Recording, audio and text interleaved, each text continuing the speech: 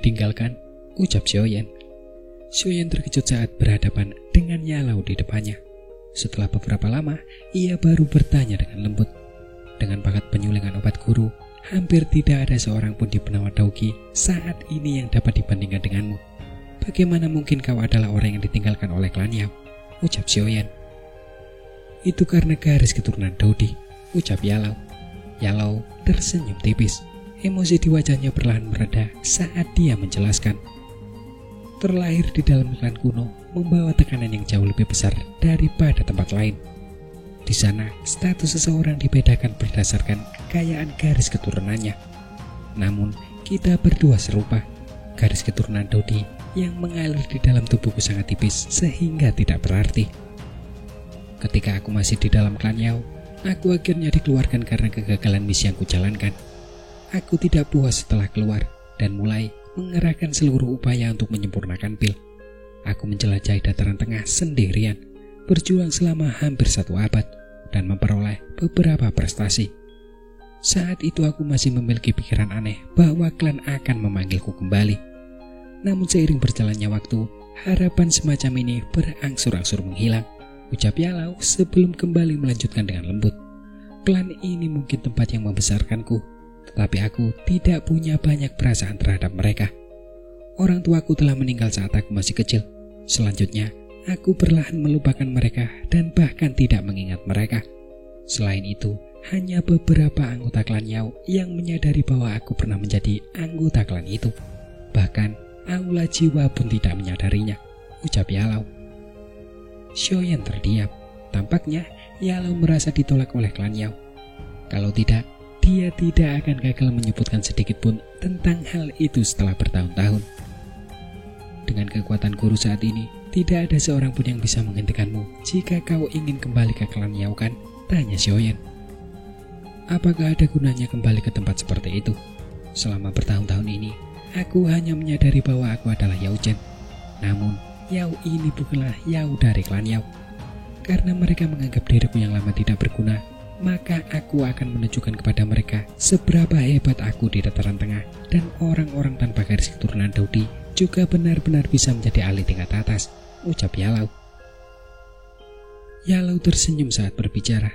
Ia menoleh ke Xiaoyan dan berkata, lagi pula, aku yang tua ini akan menunjukkan kepada mereka bahwa bahkan murid yang aku rekrut akan jauh melampaui orang-orang yang memiliki garis keturunan Dodi yang sangat mereka hargai, ucap Yalau.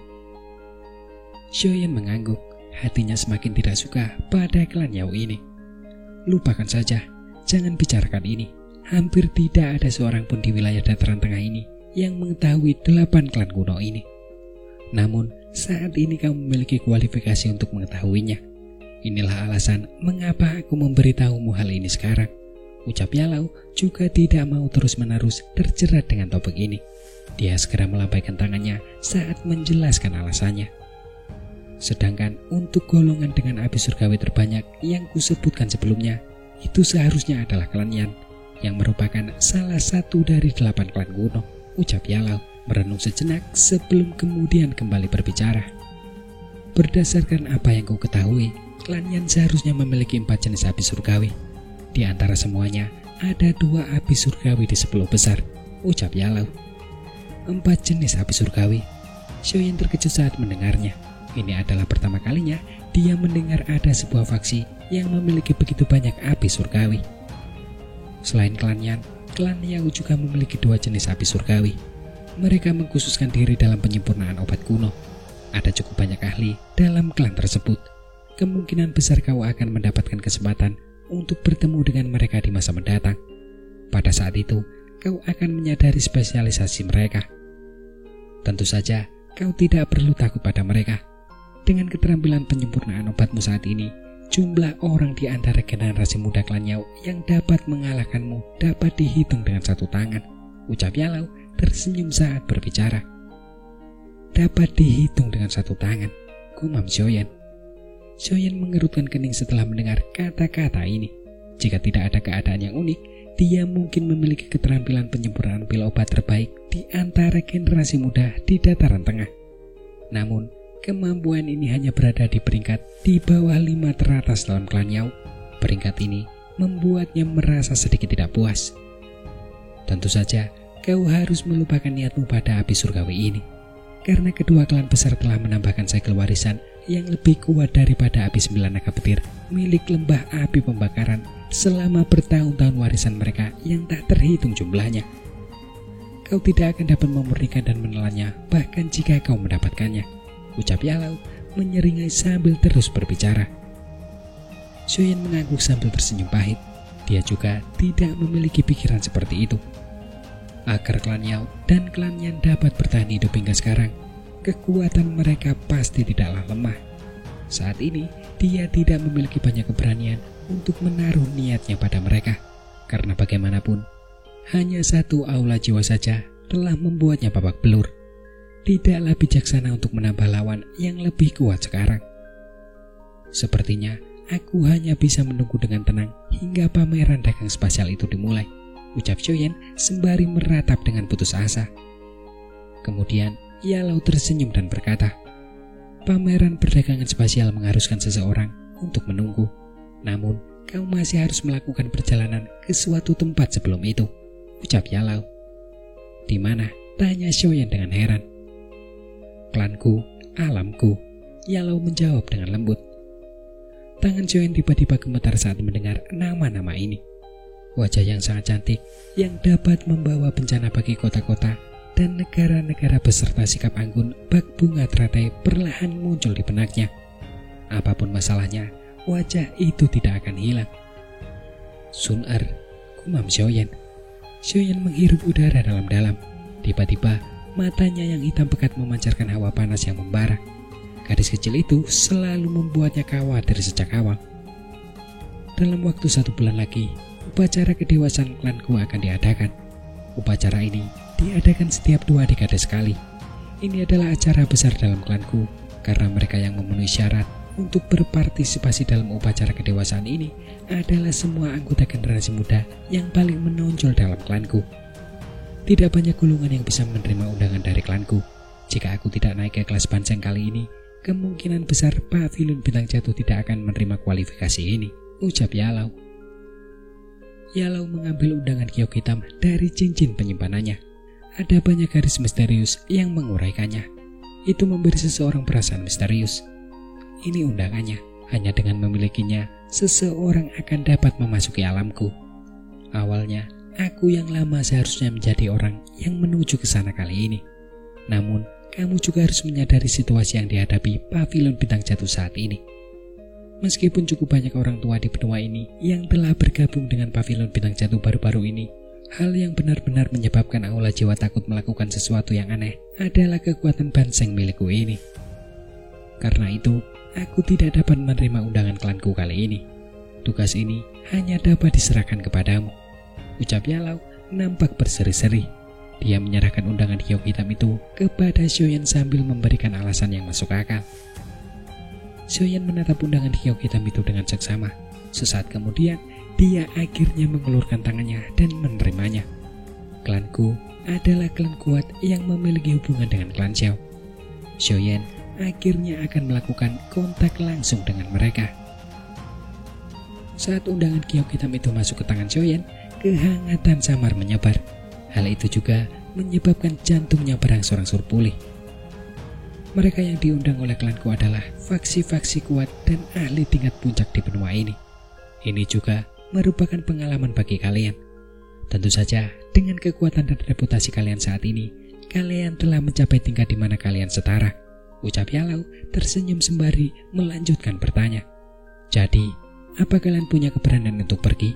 Ucap Yalau. Guru, kamu dapat yakin, ucap Xiaoyan. Xiaoyan dengan lembut menggenggam undangan giok itu dengan erat. Dia tersenyum dan berkata dengan lembut, murid ini pasti tidak akan membuat guru kehilangan muka, ucap Xiaoyan. Aku tidak khawatir tentang ini, ucap Yalau. Yalau tertawa terbahak-bahak. Setelah itu, dia menepuk bahu Xiaoyan dan melanjutkan. Kau harus pergi setelah beberapa hari. Aku tahu hubungan antara kau dan Sun-er. Kau harus lebih berhati-hati saat sampai di wilayah klanku. Gadis itu sangat luar biasa di dalam klanku. Aku tahu dia memiliki garis keturunan Daudi terlengkap di dalam klanku selama bertahun-tahun. Dia memiliki peluang terbesar untuk menembus level legendaris itu. Karena itu, tidak mudah jika kau ingin bersamanya, ucap Yalau. Xiaoyan mengangguk pelan. Dia sudah samar-samar merasakan posisi Sun Er dalam klanku sejak lama. Namun, suara dan senyumnya seperti bilah ukir yang meninggalkan kesan mendalam di jiwa Xiaoyan. Dia tidak dapat menghapusnya. Di dunia ini, tidak ada kekuatan yang dapat menghapus jejak ini. Bahkan, klanku yang kuat tidak dapat melakukan apapun. Kau juga harus membawa Tianhuo Sunse dan dokter peri kecil saat kau menuju alamku, ucap Yalau kemudian melanjutkan. Setelah membantu Tianhuo Sunse memurnikan beberapa pil obat, kekuatannya telah pulih menjadi Daosun bintang 6. Aku juga membantu dokter peri kecil memurnikan sedikit tubuh racunnya. Setelah itu, aku memintanya untuk pergi ke suatu tempat sendirian, ucap Yalau. Tempat apa, guru? Ucap Xiaoyan. Xiaoyan bertanya dengan kaget saat mendengar ini. Yalau sembari membelai jenggotnya, menyeringai dan kemudian menjawab. Makam tua yang tidak diketahui oleh orang biasa. Dia akan bisa mendapatkan metode untuk mengendalikan tubuh racun di sana. Metode pil racun yang kutinggalkan juga diperoleh dari tempat itu, ucap Yalau. Xiaoyan terkejut. Bahkan sebenarnya metode pil racun ini tidak ditinggalkan oleh Yalau sendiri. Orang misterius macam apa yang menciptakan metode yang luar biasa seperti itu? Mengapa orang itu memiliki pemahaman yang begitu hebat tentang tubuh racun yang menyedihkan?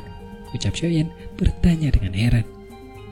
Kemungkinan besar tidak akan ada orang kedua yang lebih memahami tubuh racun yang menyedihkan daripada dia, karena dia juga memiliki tubuh racun yang menyedihkan saat dia masih hidup.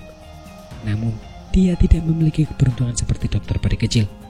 Metode untuk mengendalikan tubuh racun juga merupakan sesuatu yang dia ciptakan saat dia akan meninggal, ucap Yalau. Dia juga memiliki tubuh racun yang menyedihkan. Tidak heran, gumam Xiaoyan. Dokter peri kecil akan memperoleh metode untuk mengendalikan tubuh racun sepenuhnya di tempat orang itu beristirahat. Pada saat itu, dia akan menjadi orang pertama dalam sejarah yang benar-benar mengendalikan tubuh racun, ucap Yalau tertawa dan kembali berkata. Ketika dokter peri kecil kembali, sudah waktunya bagimu untuk menuju ke alam kuno, ucap Yalau. Xiaoyan mengangguk pelan, bibirnya melengkung, tangannya tiba-tiba menggenggam undangan giok itu erat-erat. Sun Er, aku pernah berkata kita akan bertemu lagi di klanku. Oleh karena itu, tunggu aku, gumam Xiaoyan dalam hatinya. Xiaoyan tetap berada di dalam pavilion bintang jatuh sambil menunggu dokter peri kecil kembali. Sambil menunggu, Xiaoyan tidak melatih daukinya. Sebaliknya, ia mengalihkan perhatiannya pada pelatihan jiwanya. Kekuatan-kekuatan spiritual seseorang terkait dengan tingkatan seorang alkemis. Sejak roh Xiaoyan telah maju ke keadaan jiwa, dia tidak terlalu memperhatikannya karena perlu melatih daukinya. Bagaimanapun, sebagai seorang alkemis tingkat 8, mereka yang segenerasi di dataran tengah yang bisa mengalahkannya sangat jarang. Tetapi setelah mendengar penjelasan Yalau, dia mengerti bahwa pencapaian kecil ini bukanlah sesuatu yang bisa dibanggakan. Tingkat alkemisnya saat ini hampir tidak bisa masuk ke dalam 5 besar generasi muda dalam klan Yao yang misterius itu. Fakta ini yang telah diucapkan dari mulut Yalau meninggalkan tekanan besar pada Xiaoyan. Xiaoyan mengerti bahwa ia mungkin akan berhubungan dengan klan Yao di masa depan karena hubungannya dengan Yalau. Tidak peduli apapun masalahnya, ia tidak bisa membiarkan Yalau kehilangan muka. Oleh karena itu, dari cara ia melatihnya sekarang, seorang alkemis tingkat 8 agak kurang memadai. Ketika berbicara tentang menaikkan tingkatan seorang alkemis, itu tidak diragukan lagi berarti menaikkan status kekuatan spiritual seseorang. Namun, 4 status spiritual yang hebat bukanlah hal yang dapat dicapai seseorang hanya karena keinginannya. Manusia, jiwa, surgawi, dan juga di. Xiaoyan berada di alam jiwa dalam 4 alam spiritual besar. Akan tetapi, hanya ada sedikit orang di dataran tengah yang tahu cara melatih jiwa seseorang. Di antara orang-orang yang dikenal Xiaoyan, jumlah orang yang jiwanya telah melampaui alam jiwa dan melangkah ke alam surgawi tidak akan melebihi jari-jari seseorang. 3 kepala raksasa Bell Tower memiliki kemampuan ini. Yalau yang saat ini telah maju ke kelas Banseng juga berada dalam kategori ini. Meskipun demikian, Xiaoyan yakin bahwa mereka masih berada di alam surgawi. sedangkan mengenai alam di yang sangat misterius, kemungkinan besar benua ini tidak memiliki seorang alkemis di tingkat ini. Tingkat alkemisku saat ini mungkin berada di puncak level awal tingkat 8, gumam Xiaoyan. Xiaoyan menunjukkan ekspresi merenung di dalam ruangan yang sunyi itu. Secara umum, seorang alkemis yang dapat memurnikan pil obat dengan pil petir 4 warna dapat dianggap berada di puncak level awal tingkat 8. Meskipun pil petir yang ditarik Xiaoyan selama pertemuan pil memiliki 5 warna, warna akhirnya tidak terlalu murni. Oleh karena itu, ia hanya menempatkan dirinya di puncak level awal tingkat 8. Menarik warna pil petir tambahan untuk pil obat dalam level tingkat 8 melibatkan celah besar yang sejauh langit dan bumi. Oleh karena itu, beberapa guru alkemis yang dapat menarik pil petir 5 warna berada di level tingkat 8 menengah. Hanya jika seorang menarik pil petir 8 warna atau lebih, seseorang dapat disebut alkemis tingkat lanjut tingkat 8. Namun, orang-orang di level ini adalah eksistensi yang dapat dihitung dengan jari seseorang, bahkan di dalam pil tower. Jiwaku seharusnya berada di tahap keadaan jiwa awal. Dalam hal kekuatan spiritual saja, itu sebanding dengan ahli keadaan jiwa menengah lainnya, gumam Xiaoyan. Xiaoyan mengerutkan kening. Dia tidak banyak melatih jiwanya selama periode waktu ini. Dengan demikian, kemajuan kekuatan spiritualnya cukup lambat. Tampaknya dia perlu meluangkan lebih banyak waktu di masa depan. Tidak boleh ada bilik kasih di antara dogi dan kekuatan spiritual, karena bagaimanapun kedua hal ini sangat penting bagi Xiaoyan. Xiaoyan mengepalkan tangannya saat memikirkan hal ini. Sebuah gulungan yang terbentuk dari kulit kuno muncul di tangannya. Kulit gulungan itu berwarna kuning tua. Sekilas, orang bisa tahu bahwa gulungan itu sudah ada sejak lama. Xiaoyan dengan hati-hati membuka gulungan itu. Tidak ada karakter yang muncul di sana. Xiaoyan tidak merasa terkejut saat melihat ini. Kekuatan spiritualnya menyebar di antara alisnya. Setelah itu, perlahan-lahan menutupi gulungan itu. Setelah kekuatan spiritual Xiaoyan hadir, beberapa riak tak terlihat terbentuk diam-diam di kulit. Kemudian, gelombang demi gelombang informasi mengalir ke dalam pikiran Xiaoyan melalui jiwanya. Keterampilan jiwa tunggal yang hebat. Informasi itu mengalir ke kepala Xiaoyan dan segera berubah menjadi karakter misterius besar yang muncul jauh di dalam benaknya. Setelah pemeriksaan yang cermat, terungkap bahwa ini adalah metode Qi untuk melatih jiwa seseorang. Tentu saja, metode pelatihan jiwa ini adalah hadiah yang diperoleh Xiaoyan sebagai juara pertemuan pil. Xiaoyan telah mempelajarinya secara berkala setelah mendapatkannya, tetapi dia belum pernah berlatih secara formal dengannya. Dia akan melakukan perjalanan ke alamku, dan tidak ada yang tahu apa yang akan ditemuinya di sana. Akan lebih baik jika dia sedikit lebih bersiap. Yalau juga telah mempelajari apa yang disebut keterampilan jiwa tunggal yang hebat ini. Penilaiannya terhadap hal ini tidaklah buruk. Bagaimanapun, benda ini adalah benda dari zaman kuno. Pelatihan spiritual selama zaman kuno terdiri dari sejumlah aspek dibandingkan dengan metode generasi mendatang. Oleh karena itu, Xiaoyan keberatan untuk mempraktikkan metode ini. Baik metode pelatihan spiritualnya maupun keterampilan jiwa tunggal yang hebat ini memiliki kelebihannya sendiri. Xiaoyan memejamkan matanya dan pikirannya tenggelam dalam metode pelatihan jiwa yang misterius itu. Butuh waktu lama sebelum dia akhirnya perlahan membuka matanya. Keterampilan jiwa tunggal yang hebat ini penuh dengan aspek-aspek yang unik. Tidak heran, itu adalah hadiah dari juara pengumpulan pil. Beberapa baris rumus kata yang telah aku peroleh terlihat lusuh dibandingkan dengan ini, gumam Xiaoyan. Xiaoyan mempelajari dengan seksama keterampilan jiwa tunggal yang hebat ini. Ia perlahan-lahan menyentuh sesuatu sambil melatih kekuatan spiritualnya. Ia bukanlah orang yang pemula. Kendali atas jiwanya berada pada level Grandmaster. Formula pelatihan keterampilan jiwa tunggal yang hebat mungkin samar-samar, tetapi tidak sulit baginya untuk memahaminya. Setelah beberapa saat berpikir, area yang selama ini ia lewatkan tiba-tiba terbuka. Itu adalah perasaan yang mendalam setelah menyingkirkan awan gelap dan melihat bulan yang cerah. Sementara Xiaoyan merasa senang, kekuatan spiritual yang tertinggal di antara alisnya perlahan mulai berputar. Perasaan mati rasa samar-samar terpancar di antara alisnya. Setelah itu, Xiaoyan tiba-tiba merasakan kekuatan hisap yang tidak biasa dipancarkan. Udara di sekitarnya beriak saat potongan-potongan kekuatan spiritual merembes keluar dan mengalir ke alisnya. Setelah merasakan perubahan ini, Xiaoyan perlahan menarik nafas dalam-dalam dan merasa terkejut. Apakah ini perubahan yang terjadi setelah memiliki metode Qi yang lengkap? Tidak heran para alkemis dari zaman kuno berada di masa kejayaan mereka. Metode pelatihan kekuatan spiritual kuno ini penuh dengan aspek-aspek yang begitu unik. Dengan metode latihan yang lengkap ini, latihan spiritualku di masa depan akhirnya akan memasuki jalur yang benar. Jika aku cukup beruntung, kondisi spiritualku akan mampu mencapai kondisi jiwa menengah.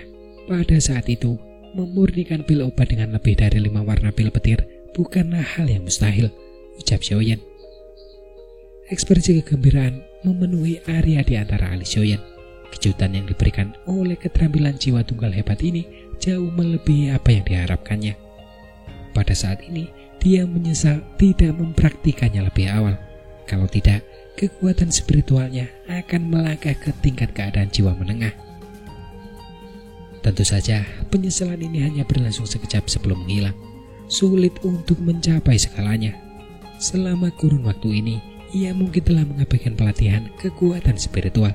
Tetapi peningkatan dalam hal Doqi cukup menggembirakan. Dalam waktu 2 tahun yang singkat, ia telah bangkit dari puncak kelas Dosong ke status Dosong bintang 5 saat ini. Kecepatan ini dapat menebus semua kerugiannya. Xiaoyan hanya tersenyum puas setelah mengingat semua informasi dalam keterampilan jiwa tunggal yang hebat dengan mantap.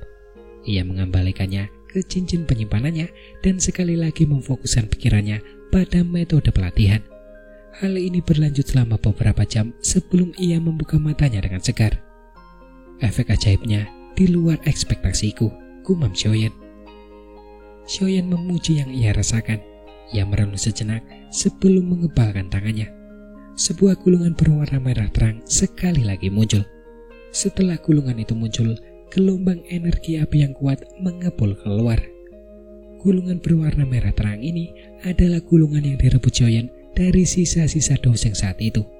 Namun, gulungan itu telah disimpan dalam cincin penyimpanan oleh Xiaoyan setelah ia mendapatkannya. Bagaimanapun, semuanya tidak layak disebut jika dibandingkan dengan telapak penciptaan surga agung. Tetapi, ia baru saja mengingatnya. Benda ini pada dasarnya adalah benda milik doseng dan tidak akan buruk. Dan tidak ada salahnya memiliki lebih banyak teknik di tangan seseorang. Api pemecah bumi, keterampilan Dou tingkat tinggi kelas D. Dilepaskan melalui metode yang aneh. Doqi seseorang perlu dimasukkan ke dalam tanah untuk menciptakan aliran gas yang sangat ganas. Aliran gas tersebut kemudian akan menyembur keluar dari tanah di bawah kaki lawan dengan cara yang tidak terduga.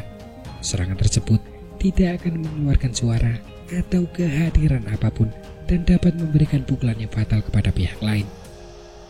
Keterampilan Dou ini memiliki beberapa persyaratan dalam hal medan.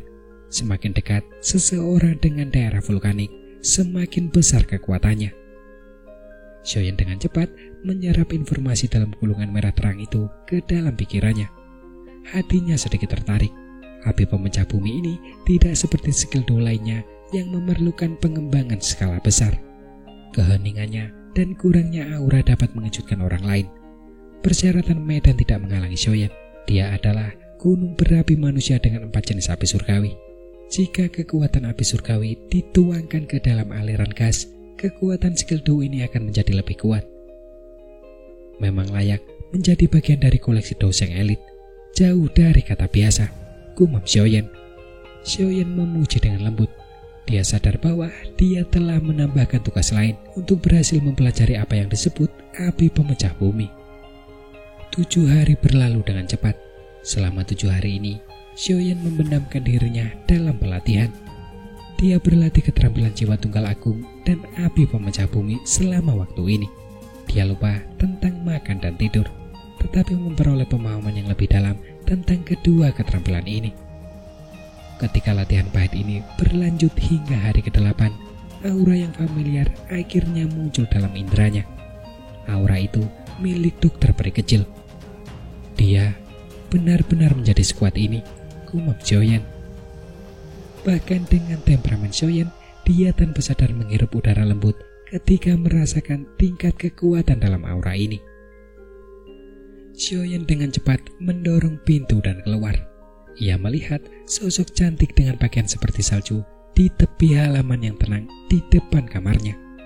Sosok itu berdiri di sana dengan anggun. Senyum di wajah wanita itu sangat memikat. "Apakah kamu akhirnya kembali?" ucap Xiaoyan. Xiaoyan berhenti berjalan.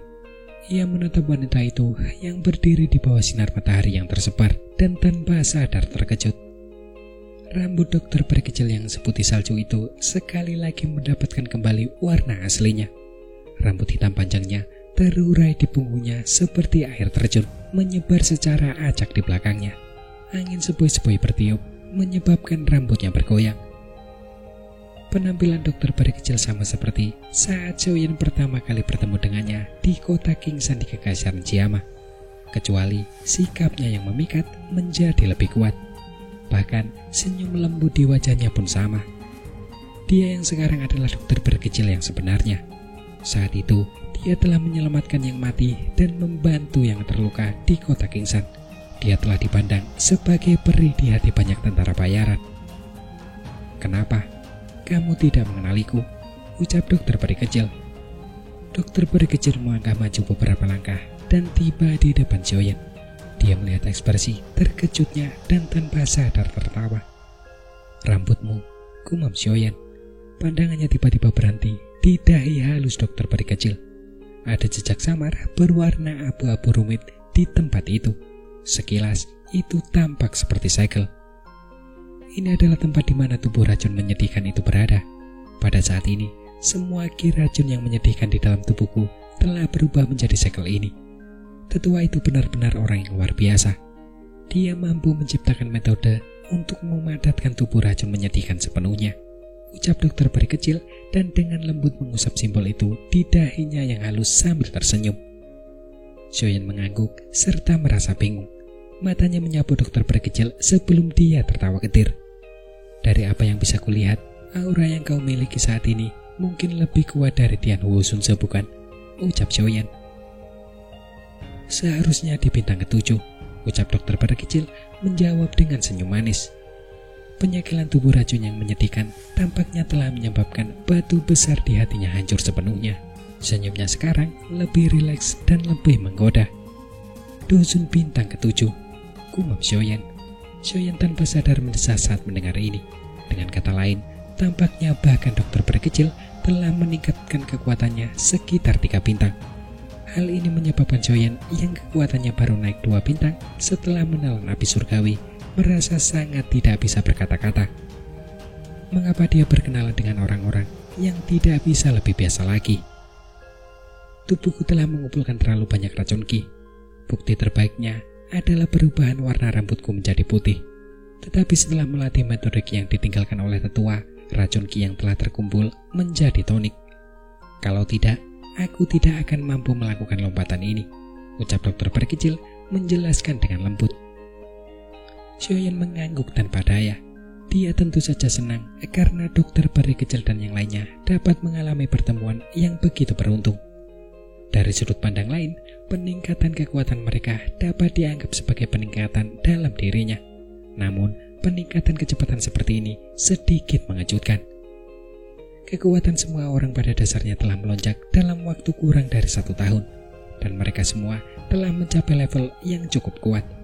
Dengan jajaran kelompok Xiaoyan, mereka akan mampu membunuh Tiansun ke-9 dari aula jiwa jika mereka bertemu dengannya lagi. Seseorang yang tampaknya hanya memiliki kekuatan bintang 5, tetapi mampu melepaskan kekuatan tempur yang menakutkan yang sebanding dengan ahli bintang 6 atau bahkan bintang 7, bersama dengan 2 dusun bintang 6 dan seorang ahli dusun bintang 7 dengan tubuh racun yang menyedihkan. Selama aula jiwa tidak mengirim ahli pamungkas kelas Banseng, barisan ini akan dapat melarikan diri dengan selamat bahkan saat dikejar oleh aula jiwa. Karena kalian sudah sampai, sekarang saatnya bagi kita untuk pergi, ucap Xiaoyan. Xiaoyan perlahan pulih dari kegembiraan atas peningkatan besar kekuatan dokter peri kecil. Dia meregangkan pinggangnya yang malas dan tertawa dengan malas. Baiklah, Dokter peri kecil tersenyum ketika mendengar keputusan Xiaoyan dan tidak keberatan. Hatinya merasa cukup senang karena diam-diam membantunya melakukan sesuatu dari belakang. Hari kedua setelah dokter peri kecil kembali ke pavilion bintang jatuh, kelompok Xiaoyan berkumpul lagi. Setelah beberapa persiapan, mereka berempat pergi diam-diam. Selain Yalau dan beberapa orang lainnya, mereka tidak memberitahu siapapun saat pergi. Wilayahku terletak di wilayah timur dataran tengah. Sebagian besar faksi di wilayah itu adalah bawahan klanku. Namun, pemimpin tertinggi wilayah timur ini bahkan asing bagi sebagian pemimpin faksi-faksi ini. Mereka hanya tahu bahwa keberadaan yang luar biasa ini memiliki kekuatan yang sangat menakutkan. Jika seseorang ingin bertahan di wilayah timur yang sangat luas ini, faksi bawahan dengan klanku di atas mereka memiliki kartu yang sangat kuat. Klanku adalah klan misterius dan kuat dengan bakat yang membuat orang biasa merasa sangat iri sejak zaman dahulu. Jalur pelatihan yang luar biasa sulit di mata orang biasa tampak seperti jalan datar lebar yang mengarah ke langit di mata seseorang dari klanku. Yang mereka butuhkan hanyalah sedikit pelatihan untuk menjadi ahli di mata orang biasa, dengan cepat melampaui mereka dari generasi yang sama yang berlatih dengan susah payah. Pada akhirnya, banyak cahaya yang menyilaukan itu akan tumpang tindih di atas kepala orang-orang. Dengan demikian, klanku tetap memiliki kilau misterius di mata banyak orang di wilayah timur. Bahkan, di beberapa daerah terpencil, ada orang yang menganggap mereka sebagai dewa. Fanatisme itu membuat orang biasa merasa tidak percaya karena semua orang tahu bahwa tidak ada dewa di dunia ini. Pavilion bintang jatuh berada jauh di wilayah timur. Bahkan dengan kecepatan kelompok Xiaoyan dan penggunaan beberapa lubang cacing akan membutuhkan setidaknya setengah bulan untuk mencapai wilayah timur. Kelompok Xiaoyan hanya bisa bergegas. Jika dihitung-hitung, hanya tinggal kurang dari sebulan lagi sampai upacara kedewasaan. Jika mereka terlambat, kemungkinan besar mereka akan melewatkan kesempatan langka ini. Sosok hitam raksasa melesat menembus langit biru. Gelombang demi gelombang angin dan aliran udara terlihat oleh mata telanjang. Berdasarkan kecepatan kita ini, kita seharusnya mencapai wilayah timur besok. Namun, dikabarkan bahwa pintu masuk ke alamku terletak di sebuah kota bernama Kota Suciku di wilayah timur, ucap dokter peri kecil. Beberapa sosok duduk di atas tubuh ular piton tanah dalam 9 tenang. Dokter peri kecil memegang peta di tangannya saat dia menjelaskan situasinya kepada Xiaoyan di depannya. Kota Suciku, ucap Xiaoyan lalu mengangguk. Dia pernah mendengar nama ini. Reputasi kota wilayah timur ini melampaui kota pil suci milik Pil Tower karena merupakan pintu masuk ke alamku. Kota Suciku adalah kota yang melarang orang luar untuk masuk. Cukup banyak ahli dari alamku yang menjaganya. Jika seseorang tidak memiliki kartu undangan, bahkan ahli dusun papan atas pun tidak akan dapat menerobos masuk meskipun mereka menginginkannya, ucap dokter peri kecil. Namun, ini bukan masalah bagi kita. Ada cukup banyak kota besar di wilayah timur yang memiliki lubang cacing yang terhubung ke area di sekitar kota Suciku. Pada saat itu, yang perlu kita lakukan hanyalah menggunakan lubang cacing untuk mencari kota Suciku. Jika tidak ada keadaan yang tidak terduga, kita akan muncul di luar kota Suciku dalam 5 hari, ucap dokter peri kecil. Xiaoyan mengangguk. Dia menoleh ke King Lin dan bertanya, "Tidak ada masalah bukan?" ucap Xiaoyan. "Kurasa baik-baik saja. Tidak ada satupun fluktuasi spasial dalam radius 50 km. Kita telah pergi dengan sangat tiba-tiba. Bahkan jika aula jiwa ingin mengikuti kita, itu tidak akan mudah untuk dilakukan," ucap King Lin lalu sedikit mengangguk. 3 titik hitam kecil perlahan berputar di dalam matanya. Setiap fluktuasi energi dalam radius 50 km ditangkap oleh matanya. Dengan King Lin sebagai pengintai, akan cukup sulit bagi aula jiwa untuk mengikuti mereka dan meluncurkan serangan kejutan. Xiaoyan tersenyum saat mendengar ini.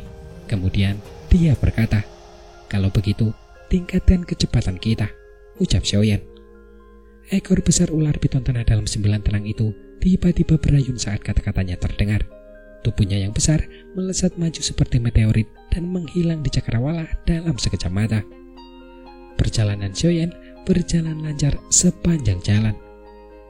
Pada pagi hari berikutnya, kelompoknya telah tiba di wilayah yang termasuk wilayah timur dataran tengah.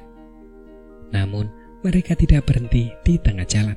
Sebaliknya, mereka menemukan sebuah kota besar dengan lubang cacing yang mengarah ke area di sekitar kota suciku. Setelah itu, mereka memasukinya tanpa berhenti. Saat mereka bergerak melalui lubang cacing, kelompok Xiaoyan sedikit terkejut saat mengetahui bahwa lubang cacing ini sangat ramai. Sesekali, seberkas cahaya akan mengalir di dalam terowongan spasial. Bahkan, beberapa ahli terlihat berjalan di udara. Orang terlemah yang dilihat Xiaoyan adalah seorang dosong. Jelas bahwa orang-orang ini semuanya menuju ke kota suciku. Namun, dia tidak tahu dari golongan mana orang-orang ini berasal.